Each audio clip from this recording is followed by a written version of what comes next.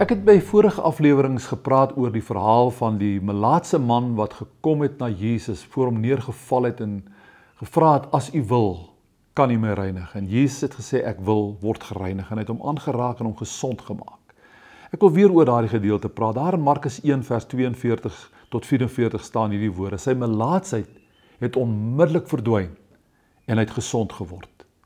Jesus het hom dadelik weggestuur nadat hy hom ernstig aangespreek en vir hom gesê het, moet vir niemand iets hiervan vertel nie, maar gaan wys jou vir die priester en bring die offers vir jou reiniging wat Moses voorgeskryf het. Dit sal vir die mense die bewys wees dat jy rein geword het. Dink aan die grootsheid van die wonder wat met hierdie melaatse man gebeur het. Die Bybel sê, onmiddellik het die man se melaatsheid verdwyn.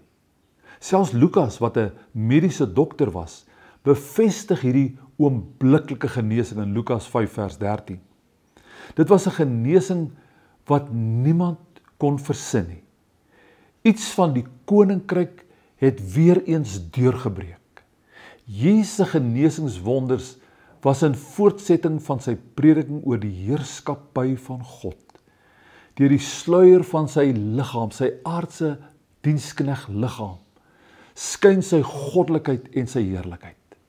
Toe Jesus hierdie man verbied het om aan iemand te gaan vertel wat gebeur het, het hy waarskynlik bedoel dat hy nie daaroor moes praat voordat hy deur die priester rein verklaar is nie.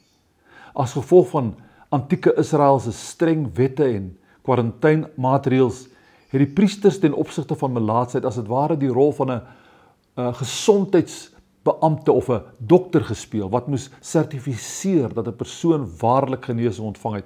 Jy kan daarvan gaan lees in Levitikus 13 en 14. Jesus wou nie hê daar moes enige twyfel bestaan oor die egtheid van hierdie man se genesing nie.